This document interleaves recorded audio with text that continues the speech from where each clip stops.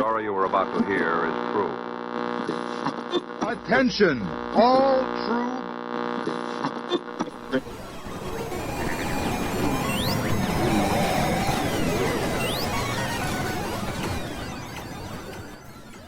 She's alive! Alive!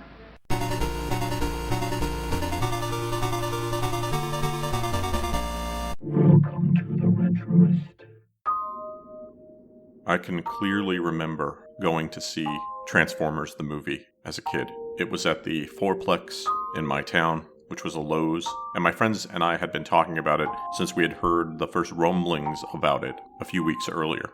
We showed up early, like we usually did, to play video games, and we bought our snacks about 10 minutes before the movie started.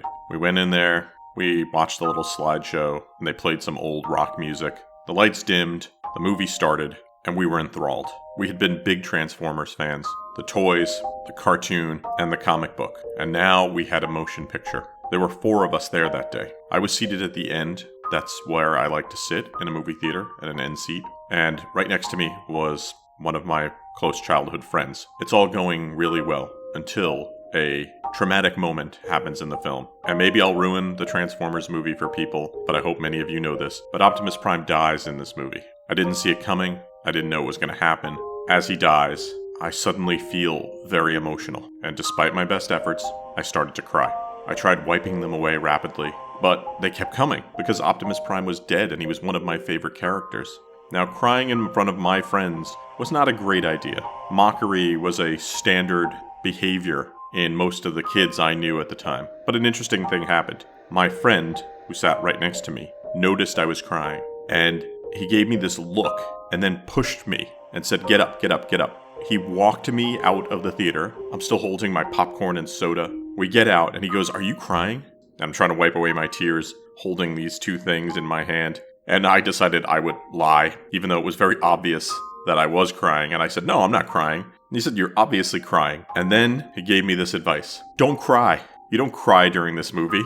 Are you crazy?" I said, "I'm not crying." There's tears rolling down my face. And I'm telling him I'm not crying. He says, "Clean yourself up and then come back into the movie theater." So I went into the bathroom. I cried a little bit more, wiped the tears from my face, splashed some cold water in my face, made sure I was composed. It took about 5 minutes, and then I went back into the theater. My friend looked me over. Everything seemed okay, and we watched the rest of the movie. He never told anybody that I cried during the movie, and he never brought it up again. I'm not sure how my other friends would have reacted. In the past, even he had not always been kind when people showed emotion or acted in a way that was easy to make fun of. And so I kind of appreciate what he did in that instance. It was a little out of character, and it made me be able to appreciate the movie more afterwards, where we could talk about it, instead of our whole bike ride home being a discussion about how I had cried when Optimus Prime died. My big question is, how could they not feel emotion when Optimus Prime died? And if they didn't feel something in that moment, who are really the robots? On today's show, I'm going to talk to you about a movie that made me cry, Transformers the movie. We'll talk about the people who voiced the film, the people behind the camera, the people who made it. We'll talk about its reception, its soundtrack, its legacy, and much, much more. We have an info-packed episode ahead of us, so without further ado, let's start the show.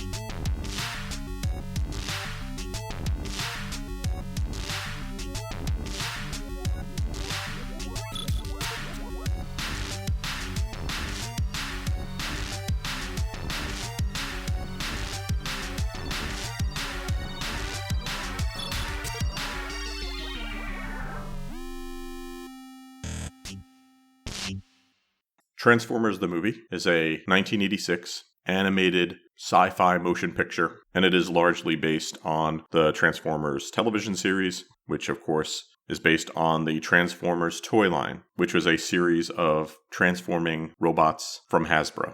It would be written by Ron Friedman and directed by Nelson Shin. It had some great music and featured the voices of not only some of the original talent from the cartoon, but other stars who would join the cast. I'm going to start off by reading the Transformers the Movie box, and it is a red box from Family Home Entertainment. You can still find these on VHS out there. There's an evil new force in the universe, a monster planet that devours everything in its path, and it's headed for the small planet of Cybertron, where a unique race of transforming robots continues to fight a civil war, a war between good and evil that has raged for millions of years. The evil Decepticon Transformers, led by the maniacal Megatron, have sworn to crush their enemies, the Autobots. To this end, they have relentlessly pursued them across the galaxy, from planet Cybertron to planet Earth and back again. But the heroic Autobot Transformers and their courageous leader, Optimus Prime, are not easily defeated. Full-length animated feature, approximate running time, 86 minutes. So, a pretty good description of the film, although vague on details. If you were only watching the cartoon up to this point, which my friends and I did religiously, a lot of stuff that was going to happen in this movie was going to be a big surprise. Mostly the robotic carnage, but the plot is, I guess, kind of straightforward. We learn that there's this giant transformer called Unicron who eats planets, and he is coming to Cybertron. The Autobots and the Decepticons have been fighting it out on Earth, and both Optimus Prime and Megatron are badly wounded. Optimus Prime will die, but before he does, he passes the matrix of leadership to Ultra Magnus. Meanwhile, Megatron is rebuilt as Galvatron. This new Galvatron goes after the surviving Autobots, and the Autobots are basically on the ropes. They get to Cybertron just as Unicron, that giant robot, is going to eat Cybertron, and the Autobot Hot Rod finds the Matrix and becomes Rodimus Prime, and with the power of the Matrix, he's able to destroy Unicron. Along the way, we meet lots of new characters, some of them I've named, but I want to bring it back to maybe the most important thing, the death of Optimus Prime. Now, this movie was produced at the same time that G.I. Joe the movie was being produced, and by the same group of people. To make the movies seem more powerful, they decided that they would kill off both of the leaders of G.I. Joe and the Transformers, so Duke would die in G.I. Joe and Optimus Prime in Transformers the movie. While the production of both movies was going on at the same time, Transformers was completed first, and when people saw Optimus Prime die, they were shocked, and they decided that Duke's death maybe didn't need to be permanent. If they were going to have such blowback on Optimus Prime, maybe not a good idea to kill Duke. Instead, they made it that he was in a coma. Now, if you think about it, had this been flipped and G.I. Joe had been released first and Duke died, maybe we would never have seen the death of Optimus Prime. And a lot of people thought this was a good idea. They wanted to make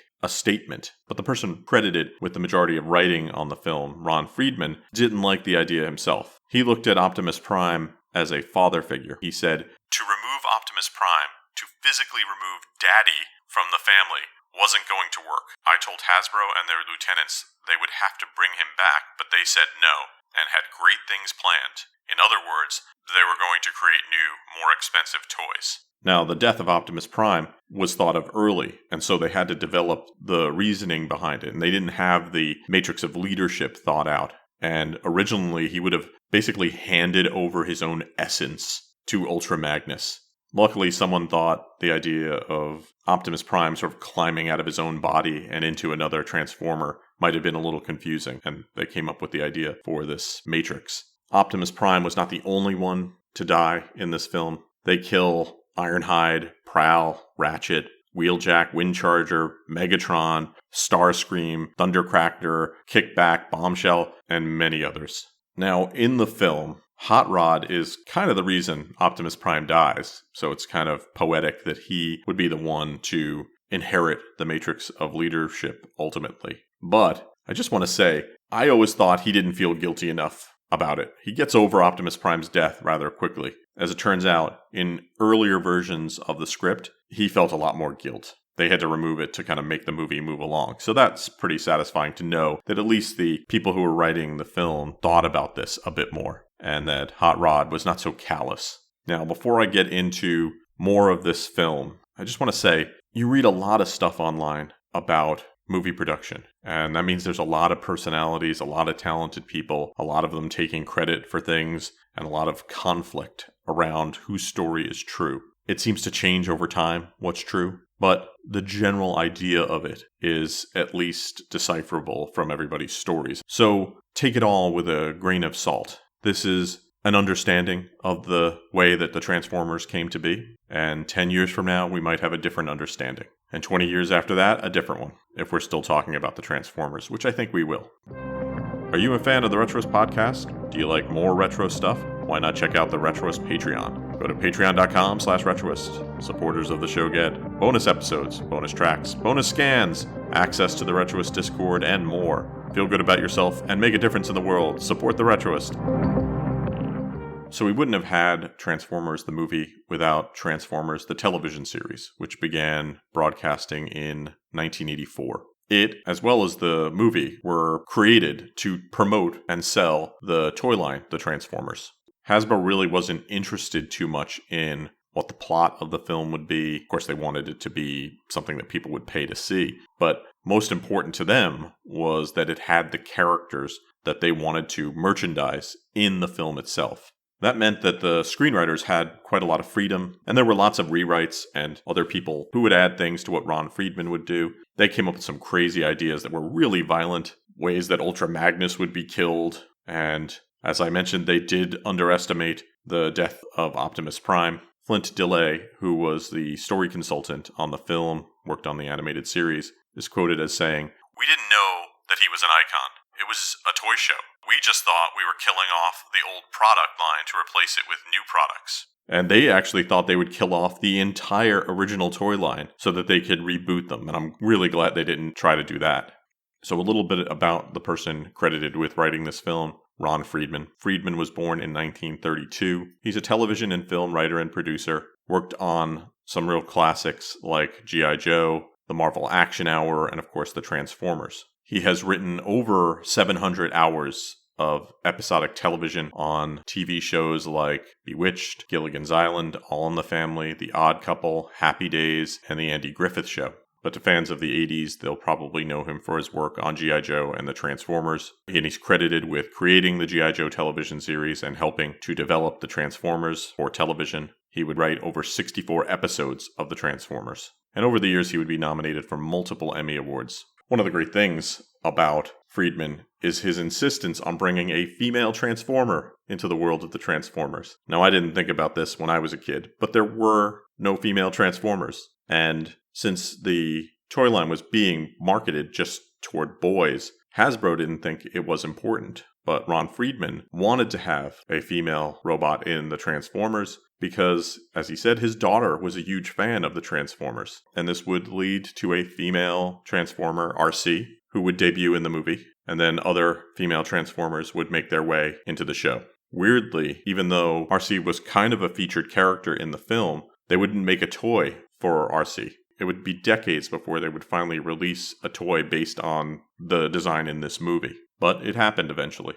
As for the script itself, I had heard it described as a Frankenstein script, filled with drafts and ideas from different people, and it was an incoherent beast that needed to be tamed. This leads to a lot of speculation amongst fans, and some talks about lost ideas and lost scripts. Two people, Flint Dillay being one of them, and Jay Bacall, would write a script of their own called The Secret of Cybertron. Some of that would eventually become part of the Five Faces of Darkness in the Transformers cartoon, but no script has ever been found that has their full movie on it. I would love to read that someday. The film was directed by Nelson Shin. Shin was born in 1939. He's an animation director. He founded ACOM Productions in 1985, and that's based in Seoul, South Korea. His career started in the 70s, working for DePatie Freeling Enterprises, and eventually Marvel Productions. There he would work on Spider-Man and His Amazing Friends and the Pink Panther films. Really, his claim to fame would be his studio work, because ACOM would work on legendary shows like Batman the Animated Series and, of course, The Simpsons. The budget of Transformers the movie was $6 million, which was pretty large if you based it on what was going on in the TV world. The thing is, because they were also concurrently working on the TV show, it wasn't easy to bring new resources in to work on both the movie and the TV show at the same time, which contributes to the slow production schedule on this film. There is a great production timeline posted online. Just look up Transformers, the movie production timeline, people have done some great research. You can see when the first outline was delivered, when the different drafts of the film were done, when model sheets and storyboards were done, and when production started. There's not a lot of detail of what was going on, but it is interesting to see how a motion picture develops. A big change that would happen between the movie and the TV show was character design. A lot of the character design is credited right now to Floro Derry. In the show, you would base the characters that you would see on the toys, but the toy prototypes weren't available, and so new characters were designed for animation, and they would become the basis for the toys. So a little bit of a flip from the standard practice that had been going on. Ultra Magnus! The courageous Ultra Magnus is a born leader. We meet at last, Galvatron. And it will be the last time we meet. And Galvatron is Ultra Magnus' sworn enemy! Transformers! Galvatron transforms from laser cannon to fighting robot! And Ultra Magnus from huge car carrier to Autobot commander. Transformers! More than meets the eye! The Transformers, each sold separately from Hasbro. Now, when you have a film with this many characters, you have a lot of people doing a lot of voice work. There were dozens of people who worked on this film just providing voices, but I'm going to try to go through some of them quickly that I think are notable and who you should know. Starting off with Peter Cullen, who voiced both Optimus Prime and Ironhide. Born in 1941, not only did he do voices for things like G.I. Joe and the Transformers, he worked on the Transformers Nemesis show, the GoBots, and was the voice of Venger on Dungeons & Dragons, Monterey Jack on Chippendale's Rescue Rangers, Eeyore in Winnie the Pooh, and many more. Cullen said that he created the voice of Optimus Prime by trying to pay tribute to his brother Larry, who had served in the U.S. Marine Corps. A lot of his mannerisms and the way he spoke is supposedly based on Larry. I also want to say he also sounds a lot like John Wayne, so I imagine Larry and John Wayne had a lot in common. We get a new character, Hot Rod, or Rodimus Prime, in the movie. He was voiced by Judd Nelson. Nelson was born in 1951. He's probably best known for his role as John Bender in the 1985 film The Breakfast Club, although he's worked in lots of other things. Corey Burton voiced Spike, Brawn, and Shockwave. Born in 1955, he is prolific in his voice work, working on the Transformers and G.I. Joe. Michael Bell played a few characters in the movie: Scrapper, Swoop, Bombshell, but probably best recognized not for his Transformers work, but as Duke from G.I. Joe. He also voiced Lance from Voltron and a bunch of others. Scatman Crothers played Jazz. Scatman was born in 1910, passed away in 1986. This would be his last film before he passed away. He was a musician, actor, singer, really fun character actor. You might remember him from The Shining. He was also in Twilight Zone, the movie. In the animated world, he was Scat Cat in Disney's The Aristocats, and the title character of Hong Kong Phooey, the #1 super guy. There's some great stories about Scatman Crothers, even in relation to Transformers the movie. He would bring his guitar to recording sessions, and he would perform while they were waiting to record their own parts. Sounds like a fun guy. Casey Kasem played Cliff Jumper. Casey Kasem was born in 1932, passed away in 2014. As a voice actor, best known as Shaggy from Scooby-Doo, although he voiced lots of other characters. Outside of that, he is probably best known as a radio DJ, because he was the voice of American Top 40 for many, many years. Chris Latta did Starscream. Born in 1949, he passed away in 1994. A great screechy voice. If Starscream sounds familiar, it's probably because you're a G.I. Joe fan, and you might recognize him as the voice of Cobra Commander, but it doesn't stop there. Early on, he was the voice of Mr. Burns and Moe the bartender on The Simpsons. Bringing in some new talent, we had Eric Idle as Wreck-Gar. Eric Idle, best known as a member of Monty Python, was born in 1943. He has famously said he knew nothing about the Transformers and was flown out to do his lines. He found the lines very weird, and there are some weird lines for his character. He has never seen the movie, and he said he makes a practice of not seeing any of his movies. But I remember at the time being a Monty Python fan and being pretty excited about Eric Idle being in the film. Susan Blue voiced RC, the first female Autobot. Susan Blue was born in 1948. She's done lots of great voices in animation. I will always remember her as Granny Smurf in The Smurfs. Robert Stack voiced Ultra Magnus. Great voice. Born in 1919, he passed away in 2003. Old TV fans will know him as Elliot Ness on The Untouchables, and as the voice and host of Unsolved Mysteries. Clive Revill, who had a small role, but I like him, so I'm going to mention him, was born in 1930. He played Kickback. He was originally the voice of Emperor Palpatine in The Empire Strikes Back and would later be replaced. A great voice actor, and he appeared in lots of things. Don Messick voiced Scavenger, not a huge role in the film, best known as the voice of Scooby-Doo. John Machida Jr. voiced Blur. If you know John Machida, it is probably from the Micro Machines. He's the fast-talking guy. He was in a lot of 80s stuff. And in addition to speaking fast, he's also a great voice actor. Frank Welker would play Soundwave, Megatron, Rumble, Frenzy. Welker was born in 1946, a legendary voice actor, starting out in the Scooby-Doo franchise as Fred Jones, and then would go on to voice characters in G.I. Joe, Inspector Gadget, The Real Ghostbusters, many, many others. He was famous for doing animal sound effects as well. So very often, if you hear an animal sound effect in a cartoon, there's a good chance that Frank Welker could have stepped in and done that. He happens to voice my favorite Decepticon, Soundwave. We're getting toward the end here, so bear with me, because just some people I want to name. We had Victor Caroli as the narrator. Caroli has a great voice. Leonard Nimoy would voice Galvatron. Leonard Nimoy, born in 1931, passed away in 2015. Amazing, talented guy, best known for his work on Star Trek, although he was a great director and character actor, doing lots of other things. Finally, the Hollywood legend Orson Welles voiced Unicron. Welles was born in 1915, passed away in 1985. This was at the very tail end of Orson Welles' career. This would be the last thing he would do. They say he was in a pretty bad state at the time trying to record his dialogue, and just a couple of days later he would pass away. There had been speculation that he didn't finish his recording, but over time there's been confirmation that it's all him up there, although they had to do a lot of editing to get what they needed from him at the time. He was legendarily difficult to work with, but could be very funny as well. He is quoted talking about the recording of the Transformers. He said, "You know what I did this morning? I played the voice of a toy. Some terrible robot toys from Japan that changed from one thing to another.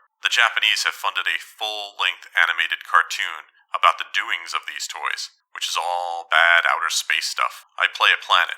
I menace somebody called something or other. Then I'm destroyed. My plan to destroy whoever it is thwarted, and I tear myself apart on the screen."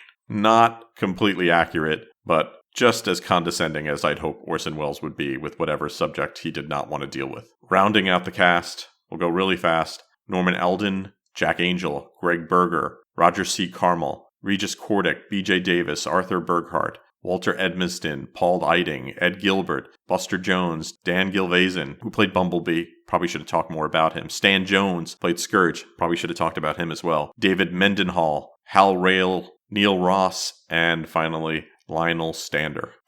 And more Autobots join Optimus Prime. Cup. Reminds me of the battle on Beta 4. Hot Rod. Watch my smoke. Blur. They see me.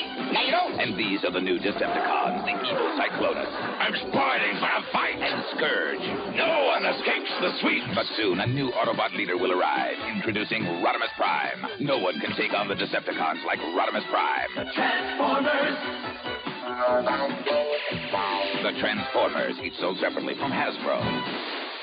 The film came out on August 8th, 1986, on 990 screens. My town had one of those screens. It would make $1.7 million on opening weekend, opening in 14th place. It would go on to make $5.8 million, so not a big success. They had a lot of hope for these films that they were producing, especially because movies were booming at the time. The summer of 86 saw a lot of great movies. Fortunately, over time, it would become a cult classic and would eventually even get a re-release in 2018 for one night of screenings. And it was popular enough that their initial number of theaters they were going to show it would more than double. So this has some fans. If you did happen to see it in the theater at the time, you were watching it and it was advertised in widescreen. The film itself was animated in full screen aspect ratio. So to show it in the widescreen aspect ratio, they would chop the top and bottom off the picture. So there would be more picture visible when the film was released on video and DVD, which confused a lot of people because we were very used to the opposite happening, where we'd want to film in widescreen and then they would use pan and scan to crop out the sides. We weren't used to them cropping out the top or the bottom. So what else was playing at the time? I printed out my local listing from the time. of what movies were playing. And this was that weird time when we had a 4-plex and a 6-plex. We'd eventually get an 8-plex, but the 4 was still showing, and then the 6-plex. So this was showing at our 4-plex. Although they didn't list it as playing in the 4-plex in the movie theater, they would on an ad, and I went and saw it there. So what was playing with it were Aliens 2, which I saw, Stand By Me, One Crazy Summer, and Friday the 13th Part 6. A great run of films, and I'm pretty sure I was seeing all of them. Over at the 6-plex, you had Ruthless People, Howard the Duck, Back to School, Running Scared, Heartburn, and Nothing in Common. Quite a lineup. Looking at the ads, the Transformers is tied for the largest ad in the paper, along with Stand By Me. And then you get A Fine Mess, which is a Blake Edwards film with Ted Danson and Howie Mandel, The Great Mouse Detective, Ruthless People, The Karate Kid Part 2, all about the same time. Oh, there's Heartburn. Oh, and Flight of the Navigator. Great film. But this is great. There's a Running Scared ad here. And the ad itself is Gregory Hines and Billy Crystal in their bathing suits, kind of flexing humorously, I guess, in front of a palm tree. I want to live in a world where shirtless Billy Crystal and Gregory Hines is how you sell a movie. I feel like that wouldn't happen nowadays. I am surprised that a few of these films aren't playing in my theater. I guess we had a limited number, and I do think they would cycle out. Oh, this is great. There's an ad in the movie section for the Ground Round that I used to go to. I loved the Ground Round as a kid when my mom would take me. And on Friday and Saturday that week, you have an evening with the Merlin Band, and it's spelled Merlynn Band. And the Merlin Band has a wizard that looks like Merlin as their symbol. Sadly, my family didn't go to that.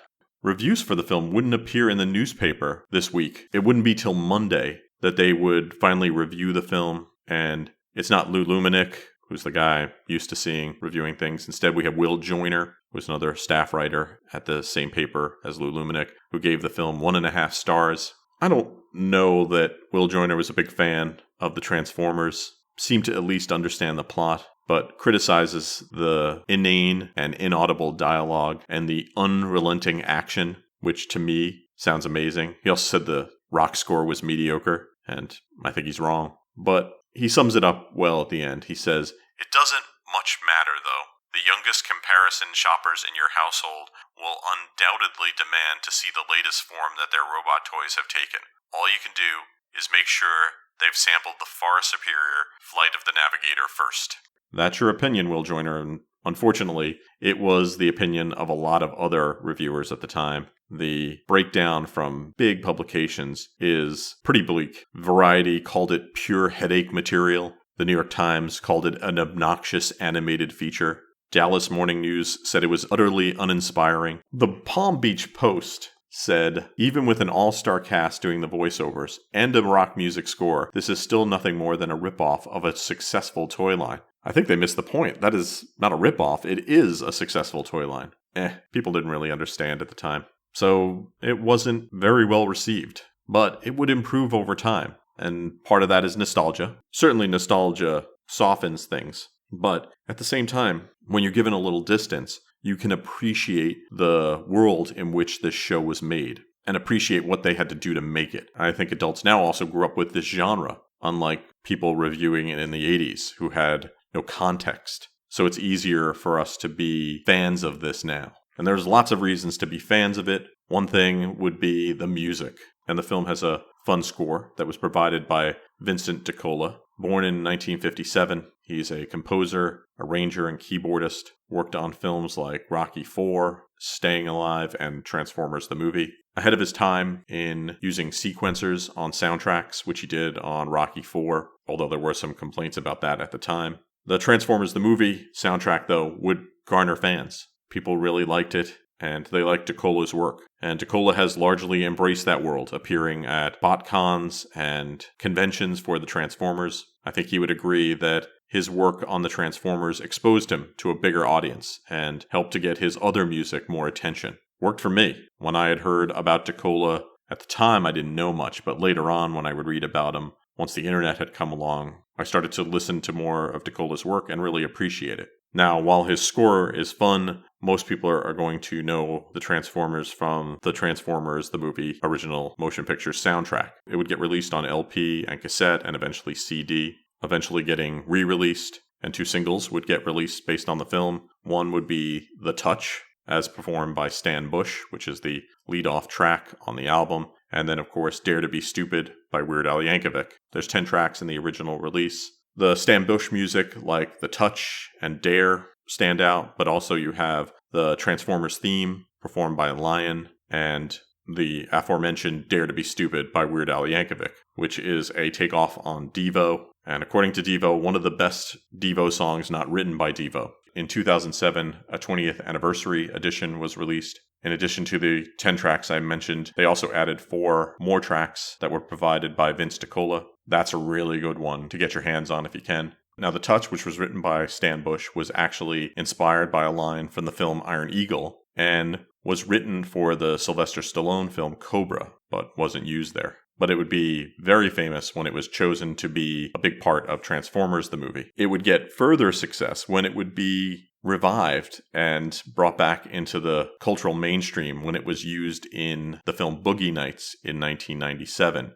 When the main character in the film, Dirk Diggler, is trying to record a single, hoping to sell it. Transformers fans who were watching the film at the time were shocked, I certainly was, to hear him start to sing it, because the film takes place in 1983, but the song doesn't come out until 1986. So is Dirk Diggler the person who wrote The Touch? It's just sort of a fun Easter egg. Last night I journeyed backwards in time to the medieval world of Dark Tower. In this amazing game, I had to find 3 keys, lay siege to the tower, and defeat the enemy within. Each move was a challenge. The computer kept track, giving me secret information, pictures, sounds, surprises. Then, ahead of my opponent, I made my move. The battle was joined, and I was victorious. Dark Tower, from MB Electronics. One of the things that would help to grow the fandom of the film was getting it out on VHS very quickly. It was released in 1987 on VHS, Laserdisc, and Betamax in North America by Family Home Entertainment. One of the things the home video release does is try to make it more family-friendly by removing a little bit of profanity from the film. Rhino Home Video would re-release the film on VHS in 1999, and then in 2000 the first DVD. Other people would do some releases, and there'd be some fun commentary tracks, all that stuff. But my favorite releaser of such things is Shout Factory. They did a 30th anniversary DVD and Blu-ray in 2016, and then in 2021, they did a 35th anniversary 4K Ultra release. If you're going with things and you have the option, you're not a big fan of VHS, I would look for what Shout Factory does. They usually release a quality product. Because the Transformers was also big in the UK and Japan, they would get releases there. The UK release is very similar to the US release, although different companies were involved. The film wasn't a big hit, but they were able to reuse a lot of the film on TV. They did a 5-part broadcast where they broke up the film, airing it in 1989. It would then go into regular syndication on the TV series, and the film itself would also start to get played in its complete form. Off the screen, the film would get adapted in the comics. There would be a comic adaptation of the film by Marvel in 1986 that came out at the same time as it was in the theater. It differs slightly because it was based on a non-finalized version of the script of the film. I never brought myself to read this version, even though I owned it for a long time. I had seen the movie, and it took a couple of years before I checked it out. The US comics at the time didn't pay much attention to the characters and mythology of the film. In the UK, though, they took much fuller advantage and brought in characters and plots from the movie into their comics.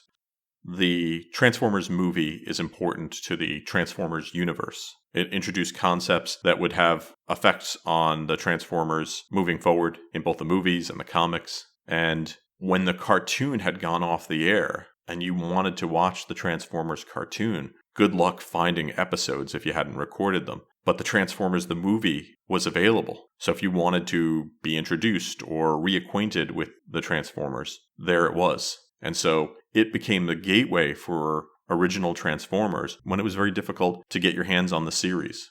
I would argue most importantly, for a generation of Transformers fans, it was the death of Optimus Prime that's going to stand out for them. To some people, it was a very emotional experience and unexpected because the show was kind of light and they were injecting something different, something very new.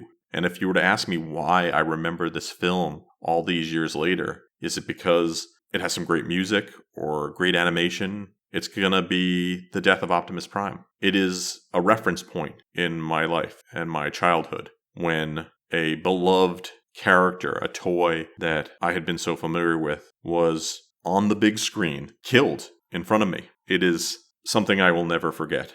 And because of that, I think this film is maybe the most important part of the Transformers mythology. It showed that these characters could have an emotional connection and an emotional impact beyond the joy of the toys and the growing mythology of the comic books. And so if you're a fan of the Transformers or are looking for something interesting to watch, I hope you check it out.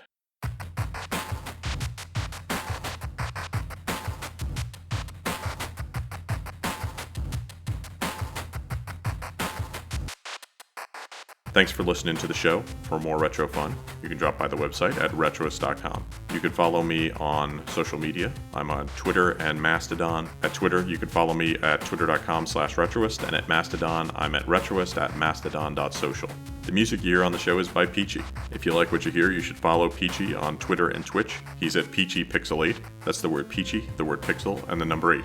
Thanks to everybody who's been supporting the show. If you'd like to support the show, you could do so by giving it a 5-star review wherever you download the show. It's really those 5-star reviews that help people find the show, so if you can give one, I'd really appreciate it. If you would like to further support the show, you can drop by Patreon. I'm at patreon.com/retroist. Supporters of the show for just a few bucks a month get bonus tracks, bonus scans, bonus episodes, and access to the Retroist Discord, the coolest retro community on the internet. Thanks for listening to the show, and I hope you have a great weekend.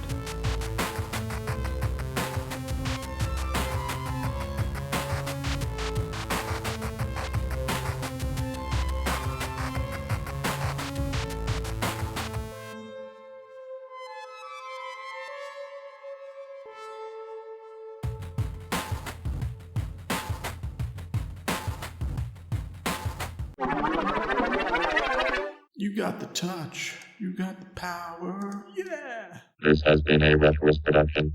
Goodbye.